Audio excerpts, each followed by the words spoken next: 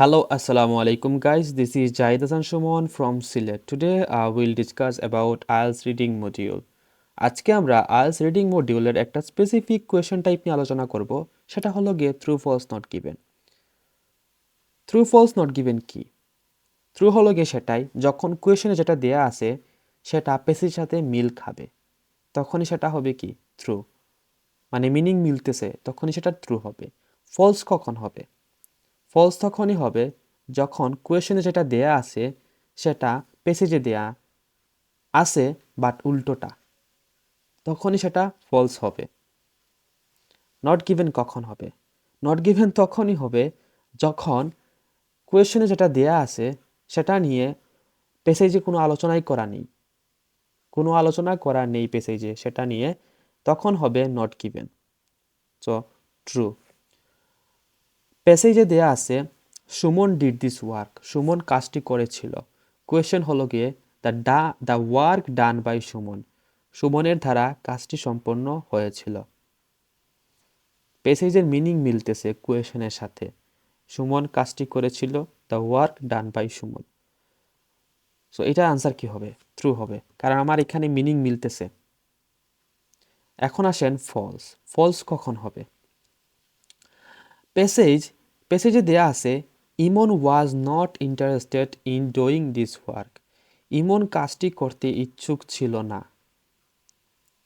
ওকে, question দেয়া আছে Emon did this work, Emon কাজটি করেছিল। এখানে প্যাসেজে বলতেছে ইমন কাজটি করতে ইচ্ছুক ছিল না, Emon was not interested in doing this work. তাহলে ইমন কাজটি কেমনে করেছিল? এটা ডাহা মিথ্যা কথা।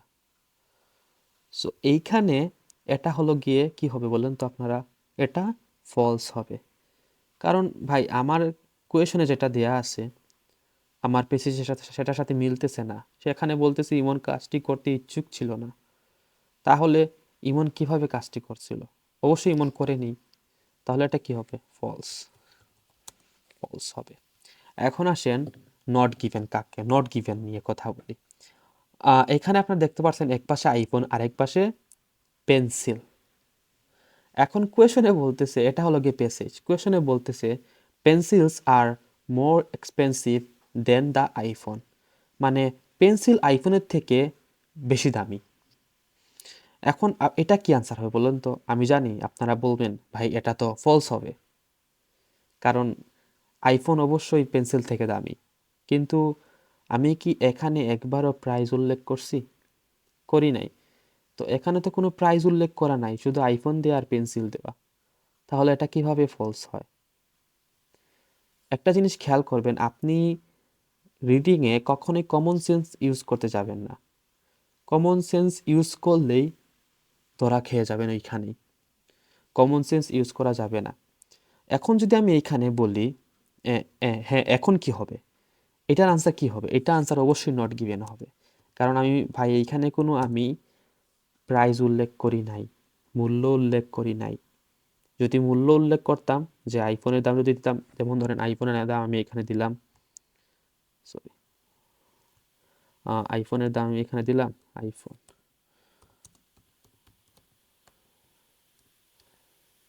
আইফোন 1 লাখ। পেন্সিল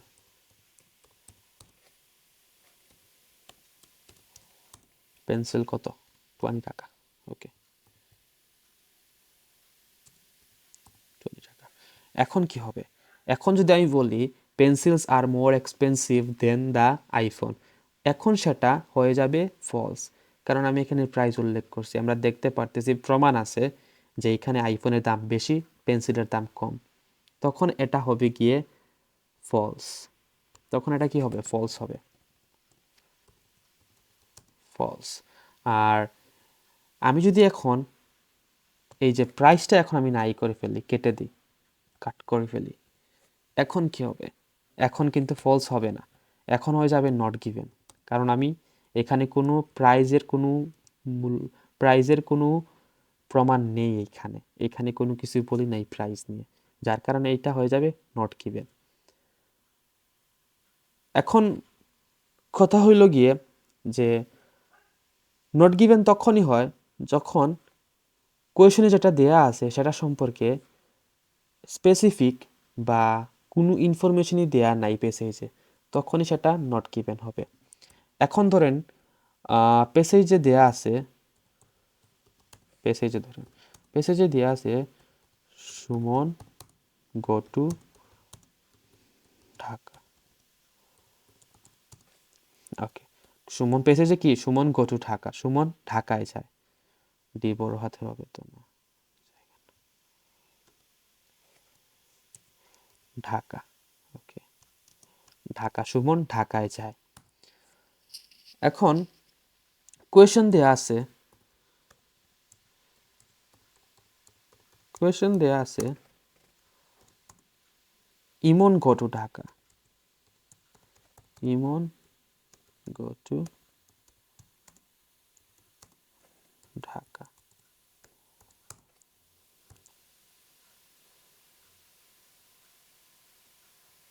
এখানে গোয়িং হবে, যার কারণে আমার এখানে ভুল দেখাইতেছে, going to Dhaka,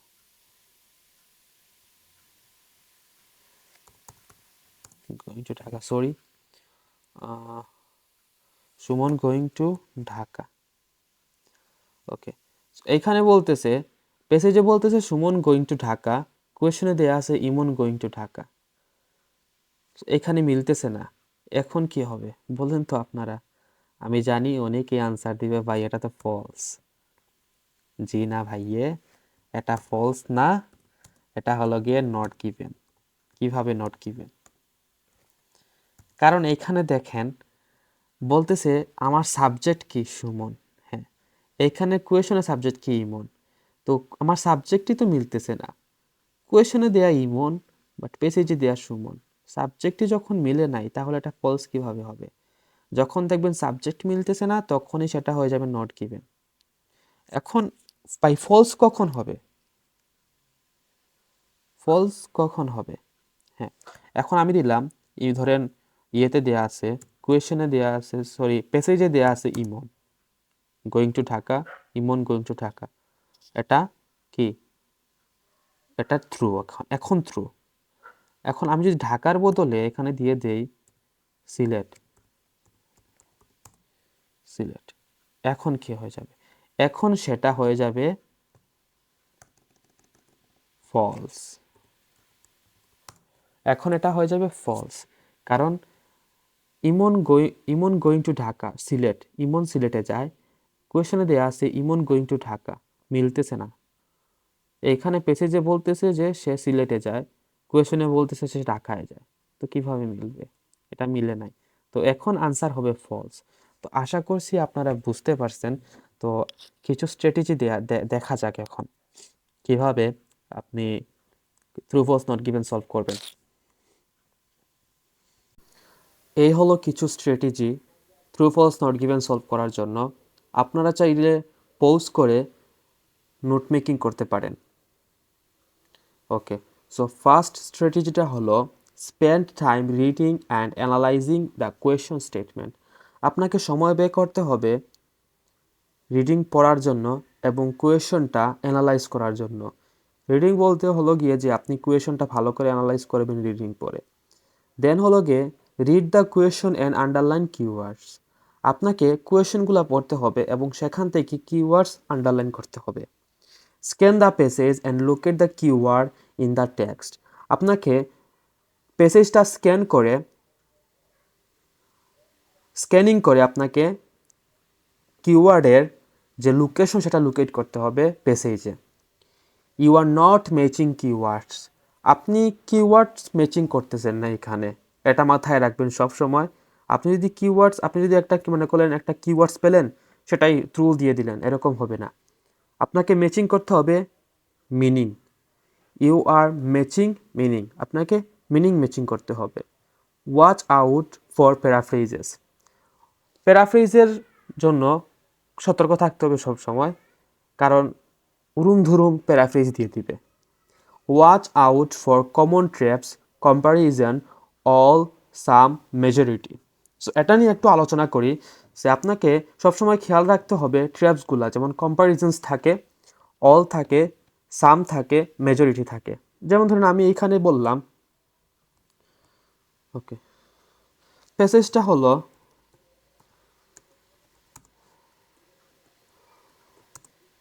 some people think that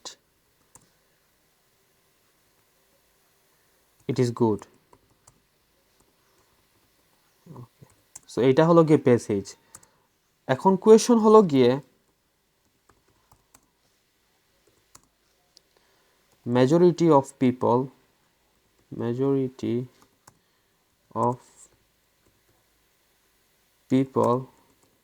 think that it is good। এখানে একটা জিনিস বুঝার আছে। যেমন পেসেজে বলতেছে some people think that it is good, কিছু কিছু মানুষ মনে করে এটা ভালো। কোয়েশনে বলতেছে majority of people think that it is good, অধিকাংশ মানুষই মনে করে এটা ভালো। So, এটা কি হবে বলেন তো? এটা ফলস হবে। কি হবে? ফলস। কারণ আমার এখানে বলতেছে সাম পিপল থিঙ্ক দ্যাট, কিছু মানুষ মনে করে, পেসেজে বলতেছে ইট ইজ গুড, আর কোয়েশনে বলতেছে majority of people think that it is good, অধিকাংশ মানুষই মনে করে এটা ভালো। সো এটা কি হবে? এটা ফলস হবে। সো আশা করি বুঝতে পারছেন এইটা, এই 6 নাম্বারের পয়েন্টটা। ওকে, আনসার কাম ইন অর্ডার। আপনার আনসার যেটা আছে ওইটা ধারাবাহিকভাবে আসতে থাকবে। মানে একটা একটা ধরেন আপনি একটা কোয়েশনের আনসার পাইছেন বি প্যারাগ্রাফে, এখন আরেকটার আনসার থাকবে এফ এ, এরকম না, বির পরে আসতে থাকবে। আরেকটা হলো গিয়ে বির উপরে যাবেন। মনে করেন যে আপনি বিতে পাইছেন ধরেন 5 নম্বরের আনসার, এখন আপনি মনে করছেন 6 নম্বরের আনসার উপরে হবে না, মানে এ পেসেজে হবে, প্যারাগ্রাফে হবে না, এটা নিচের প্যারাগ্রাফে হবে, সিতে হবে, ডিতে হবে, এরকম নিচে হবে, কিন্তু উপরে যাবে না। সো এটাই হলো গিয়ে answer come in order. Keep your eyes on the next question. আপনি যখনই একটা কোয়েশন সলভ করবেন, মনে করেন 5 নম্বর কোয়েশন সলভ করতেছেন, আপনার চোখটা রাখবেন 6 নম্বর কোয়েশনে, মানে সবগুলোর একটু খেয়াল রাখবেন, একটা সলভ করতে গিয়ে আরেকটাও পেয়ে যেতে পারেন। সো চলেন এখন একটা পেসেজ সলভ করি আপনাদেরকে নিয়ে। সো ওকে, এখন আমরা একটা পেসেজ সলভ করব। তো আমি একটা পেসেজ নিয়েছি, সেই পেসেজটা হলো গিয়ে ভিনাস ইন ট্রানজিট, যেটা আমি নিয়েছি কেমব্রিজ 9-এর টেস্ট 2 এর পেসেজ 2। ওকে, সো এখানে আমাদের প্রথম কোয়েশনটা বলতেছে হেলি অবজার্ভ করেছিল, মানে পর্যবেক্ষণ করেছিল ওয়ান ট্রানজিট, একটা ট্রানজিট অফ দ্য প্ল্যানেট ভিনাসের একটা ট্রানজিট হেলি পর্যবেক্ষণ করেছিল। সো আমাদের এখানে আমি কিওয়ার্ডগুলো আগে নিয়ে নিছি, যার জন্য সরি, কারণ আমি মাউস আনি নাই সাথে করে বাড়িতে, যার কারণে আমি ল্যাপটপের মাউস প্যাড ইউজ করে এই মার্ক করতে একটু অসুবিধা হইতেছে। ওকে, সো হেলি অবজার্ভ করেছিল, এখানে আমাদের প্রথম যে কিওয়ার্ড সেটা হলো গিয়ে হেলি, অ্যান্ড দেন হলো গিয়ে one transit of the planet Venus. আর প্ল্যানেট ভিনাস হলো গিয়ে আমাদের 3 নম্বর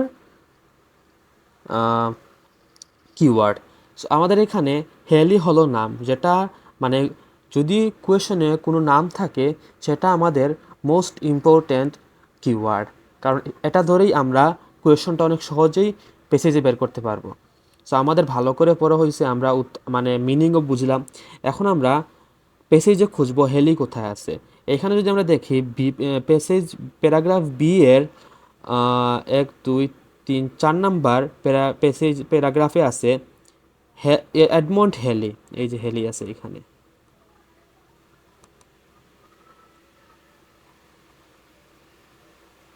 Edmund Halley encountered a transit of innermost planet Mercury. হ্যাঁ, এখানে বলতেছে যে হ্যালি একটা ট্রানজিট দেখেছিল, এর ট্রানজিট এখানে এটা সিনোনিম হল ওয়ান ট্রানজিট দেখেছিল, বাট এটা সে প্ল্যানেট ভিনাসের দেখে নাই। কি দেখছে? প্ল্যানেট মার্কিউরির দেখছে। তো এইটা হবে গিয়ে ফলস, কারণ আমাদের এখানে মিলতেছে না। পেসেজে বলতেছে মার্কিউরি, আর কোয়েশনে বলতেছে ভিনাস। সো আমাদের এখানে মিলে নাই। এখন দেখেন বলতেছে Le Gentil managed to observe a second Venus transit, মানে লেগান্তিল তার জীবনের সেকেন্ড যে ভিনাস ট্রানজিটটা আছে সেটা দেখতে, সে পর্যবেক্ষণ করতে সে সক্ষম ছিল। এখন এখানে আমরা কিওয়ার্ড হিসেবে নিয়েছি Le Gentil and a second Venus transit. এখন আমরা প্যাসেজে খুঁজি লিগ্যান্টিল কোথায় আছে। লিগ্যান্টিল এখানে এখানে এখানে এখানে এখানে এখানে লিগ্যান্টিল নেই, এই যে এখানে পাইছি লিগ্যান্টিল, এই যে এখানে পড়ি he was suddenly stopped because of the fact that the British were taking control of his observation site at Pondicherry, union territory in India, while traveling on the French warship over the Indian Ocean। এখন বলতেছে Le Gentil was fortunate enough to see a transit. So এখানে বলতেছে যে লিগ্যান্টিল একটি transit দেখার জন্য যথেষ্ট সৌভাগ্যবান হয়েছিল। তারপরে বলতেছে যে where the ships pitching and rolling made the observation inaccurate for many attempts. এখানে বলতেছে যে যেখানে জাহাজের পিচিং এবং ঘূর্ণায়মানের জন্য অনেক প্রচেষ্টার জন্য পর্যবেক্ষণগুলিকে ভুল করে তুলেছিল, মানে এই জাহাজের নাড়াচাড়ার জন্য পর্যবেক্ষণগুলো অ্যাকুরেটভাবে আসে নাই। তারপরে বলতেছে thought he was still south to the equator, he kept himself occupied by exploring the Mauritius and the Madagascar island before witnessing the next transit observation in the Philippines। Say next observation মানে পর্যবেক্ষণ করার আগ পর্যন্ত সে কিসেই ছিল, সাউথেই ছিল, still south to the equator. তারপরে অ্যাপিরিয়েন্টলি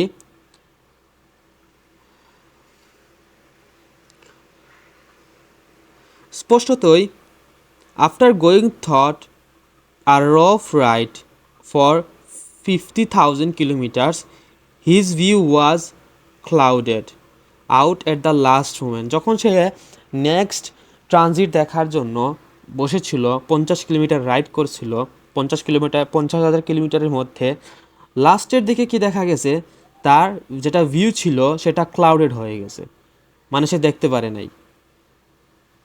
and a mere sad and disappointing experience, খুবই বাজে একটা এক্সপিরিয়েন্স ছিল।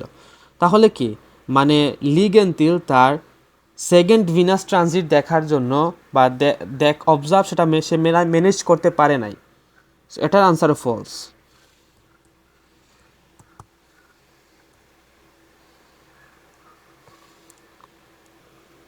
সো আমরা এইখানে আনসার পেয়ে গেছি, এই যে এইখানে আনসার পেয়ে গেছি আমরা। তারপরে কি বলতেছে, the shape of Venus appears, মানে ভিনাসের শেপটা ডিস্টোর্টেড, মানে ভাঙ্গা বা চাপা ছিল, ওয়েন ইট স্টার্ট, যখন সে শুরু করেছিল, to pass in front of the sun, সূর্যের পাশ দিয়ে যখন সে পাশ কাটিয়ে যাওয়ার চেষ্টা করতেছিল, তখন তার যে শেপটা সেটা ডিস্টোর্টেড, মানে পুরোপুরি গোলাকৃতি দেখা গেছিল না, সেটা কিছু ডিস্টোর্টেড ছিল। সো এইখানে বলতেছে আমরা এখন খুঁজি, এখান থেকে আমরা পড়ি, যেমন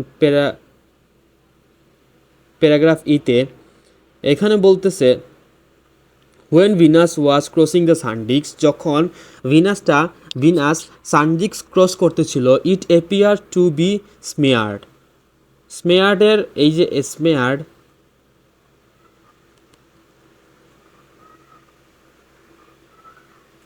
স্মেয়ার্ডের সিনোনিম হলো গিয়ে distorted, not circular in shape, সেটা গোলাকৃতি দেখা যাইতেছিল না, মানে কি ডিস্টোর্টেড দেখা যাইতেছিল, which made the observer perfect the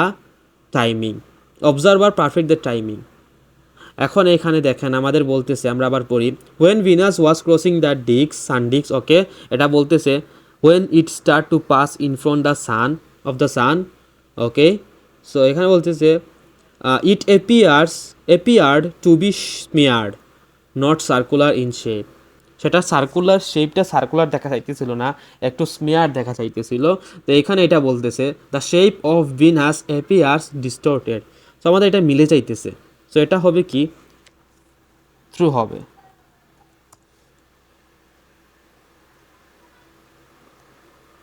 ওকে, আমরা পরেরটা দেখি।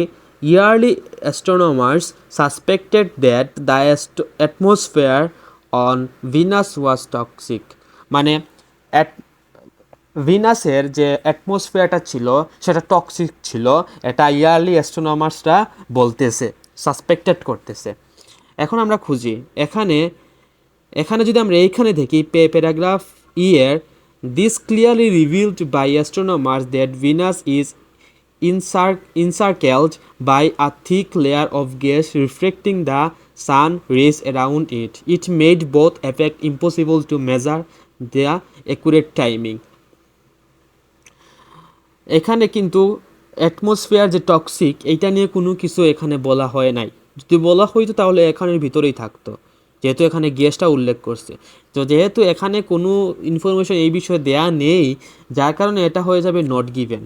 কারণ আমার এখানে কোনো ইনফরমেশন দেয়া নাই এটা বিষয় যে ভিনাসের যে অ্যাটমসফিয়ারটা সেটা টক্সিক ছিল, বিষাক্ত ছিল, এরকম কোনো কিছু এখানে বলা হয় নাই, যার কারণে এটা হয়ে যাবে নট গিভেন। তারপরে আমরা পরেরটায় যাই। The parallax principles allows astronomers to work out how far away distant stars are from the earth. মানে প্যারালাক্স প্রিন্সিপাল অ্যাস্ট্রোনমার্সদের অ্যালাউ করেছিল টু ওয়ার্ক আউট, কাজ করার জন্য, হাউ ফার ডিস্টেন্স, কতটুকু দূরত্ব, অ্যাওয়ে স্টার্স এবং stars are from the earth, মানে stars থেকে পৃথিবীর দূরত্ব, তারা থেকে পৃথিবীর দূরত্ব কতটুকু সেটা পরিমাপ করার জন্য অ্যাস্ট্রোনমার্সদের প্যারালাক্স প্রিন্সিপাল এলাও করেছিল, এটা বলতেছে এখানে। তো আমরা এইটা দেখবো এখন আমাদের দ্য প্যারালাক্স প্রিন্সিপাল কোথায় আছে। এটা আমরা যদি দেখি 1 নাম্বার প্যারাগ্রাফের, এটা যদি আমরা দেখি এখানে বলতেছে দ্য প্যারালাক্স, এই যে দ্য প্যারালাক্স প্রিন্সিপালস, এখানে আমরা পেয়ে গেলাম দ্য প্যারালাক্স প্রিন্সিপালস। এখানে বলতে the parallax principles can be expended to calculate the distance between the planets and the stars. গ্রহ ও নক্ষত্রের মধ্যে দূরত্ব গণনা করতে প্যারালাক্স নীতিটি প্রসারিত করা যেতে পারে। ফর ইনস্ট্যান্স, যেমন যদি যেমন if we see the a star in the month of January, যদি আমরা জানুয়ারি মাসে একটি নক্ষত্র দেখি,